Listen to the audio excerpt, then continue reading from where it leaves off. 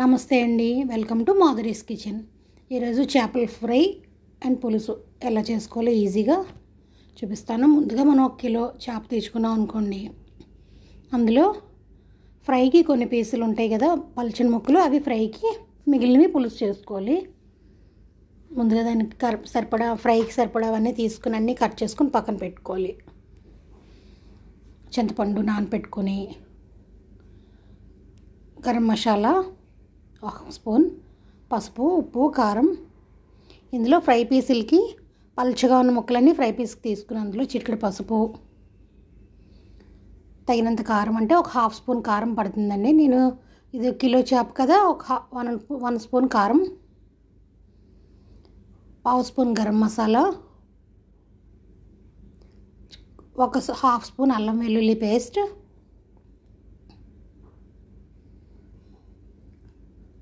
1/2 spoon salt వేసుకుని అన్ని ముక్కలన్నిటికి పట్టేటట్టు బాగా చేసుకోవాలన్నమాట. అలా 10 నిమిషాలు బాగా మగ్గించుకొని పక్కన పెట్టుకోండి. ఏంటంటే చేపలకి, చికెన్కి, మటన్కి వేసినట్టు మసాలా ఎక్కువ పనికిరాదు, బాగుండదు, చేదొస్తుంది అన్నమాట. బాగా మ్యారినేట్ చేసి పక్కన పెట్టేసుకుని, ఇప్పుడు చేపలోనే కట్ చేసినప్పుడు తల ముక్క, పొట్ట భాగం అవి ఉంటాయి కదా, తోక, తల, పొట్ట భాగం, ఇవి పులుసుకి అనమాట. వీటికి కూడా 1/2 స్పూన్ కారం, 1/2 స్పూన్ సాల్ట్, పసుపు, గరం మసాలా వేసి పట్టించేసి పక్కన పెట్టుకుని ఒక 1/2 అవర్ ఊరిన తర్వాత అప్పుడు కర్రీస్ ప్రిపేర్ చేసుకోవచ్చు.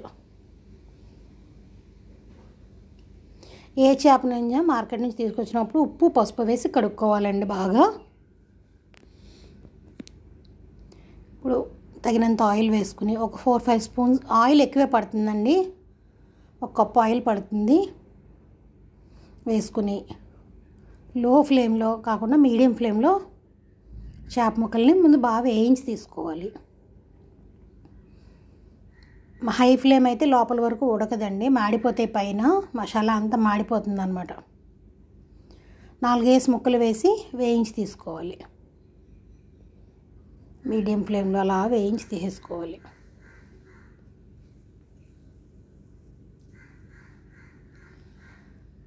సముద్రం చేపలు అయితే ఒక రకంగా వండుకోవాలి, ఏటి చేపలు, మళ్ళీ చెరువు చేపలు కూడా వండే విధానంలో చిన్న తేడా ఉంటుందన్నమాట.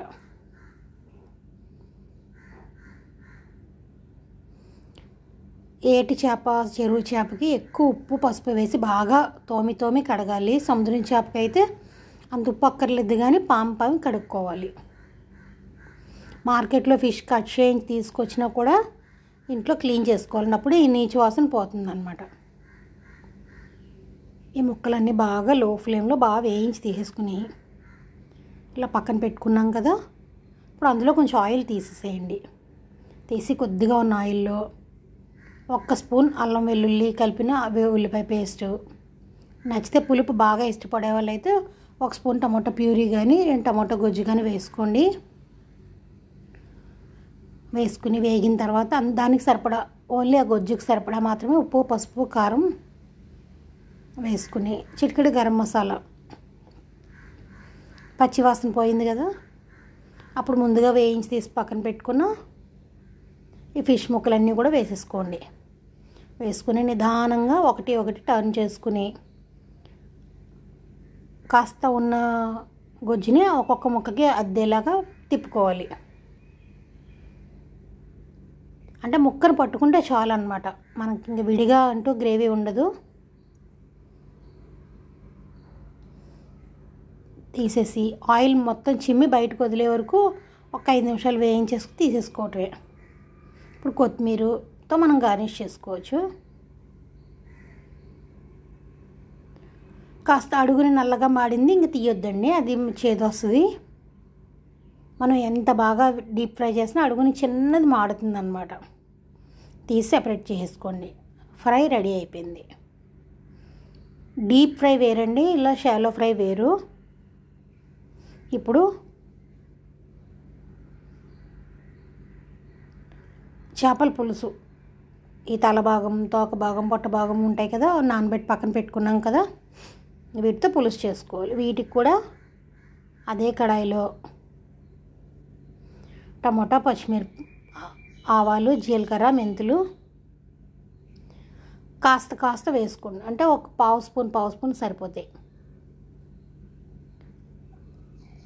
కాస్త ఆయిల్ వేడి చేసి ఒక 4-5 స్పూన్స్ ఆయిల్ పడుతుంది. ముందుగా పట్టించి ఉంచుకున్న ముక్కలు ఒక్క 1 మినిట్ వేయించి తీసుకోవాలి. పులుసు కూడా చేప ముక్క వేయించి తీసుకోవాలి. అంటే డీప్గా వేయించక్కర్లేదండి. ఒక్క నిమిషం అలా అటు ఇటు తిప్పేసి వేయించిన చేప పులుసు వేరుగా ఉంటుంది, పచ్చి చేప పులుసు వేరుగా ఉంటుంది. ఇలా వేయించి చేసి చూడండి. కొత్తగా చేసేవాళ్ళు ఒక్క నిమిషం వేయించి తీసేసుకుంటే స్మెల్ అది రాదు, త్వరగా పాడవదు కూడా చేప పులుసు కూడా. ఇందులో పోపు వేసేసుకుందాం. ఆవాలు, జీలకర్ర, చిటికెడు మెంతులు వేసేనా లేదా అని. ఆవాలు కూడా చిటికెడేనండి, ఎందుకంటే చిన్న స్మెల్ కోసం.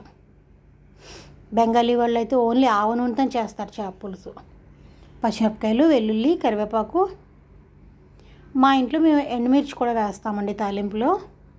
నచ్చిన వాళ్ళు మానేసుకోండి. ఆయిల్ సరిపోలేదు, కొంచెం వేసాను. వేసి ఇప్పుడు చిన్న టిప్ ఏంటంటే, మన దగ్గర బాగా నాటు టమోటా ఉంటే వేయక్కర్లేదు.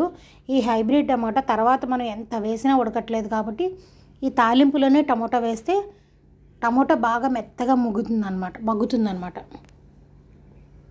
ఆ ఫ్లేవర్ బాగుంటుంది. టమోటా మగ్గిపోయిందండి. మూత పెట్టి ఒక 5 మినిట్స్ మగ్గించిన తర్వాత టమోటా ఆల్మోస్ట్ మగ్గిపోయింది.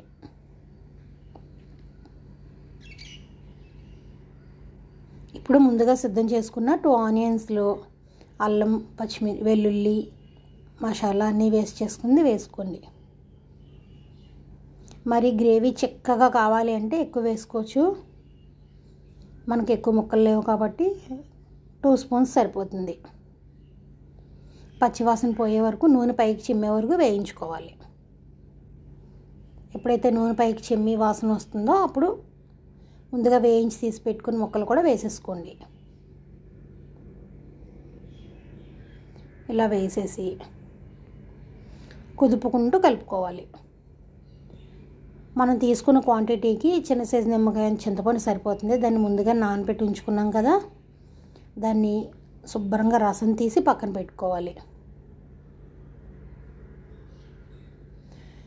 ఈ మసాలాలో చేప ముక్క కూడా ఒక 5 మినిట్స్ అలా మగ్గి ఉడికితే టేస్ట్ లోపల వరకు పడుతుందన్నమాట. ఇప్పుడు మూత పెట్టి ఒక 5 మినిట్స్ అలా లోపల వరకు మగ్గించుకుని నెమ్మదిగా కదుపుకోవాలి. ఒకేసారి మొత్తం కుదిపేస్తే మొత్తం ములులన్నీ కలిసిపోతాయి.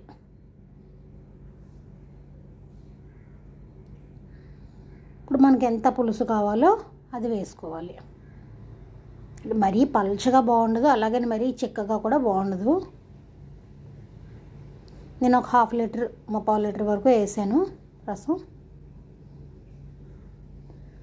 అలా మగ్గించుకుంటూ ఉప్పు కారం చూసుకుని మీడియం ఫ్లేమ్లో ఒక 20 to 30 మినిట్స్ అలా వదిలేసేయండి. 30 మినిట్స్కి అలా పులుసు అంతా ఉడుకుతూ దగ్గరికి చిక్కపడుతుంది అన్నమాట. ఇలా ఉడికేటప్పుడే కొత్తిమీర అవి మనం వేసుకోవాలి. పైనుంచి స్మెల్ బాగుంటుంది, పరిమళం.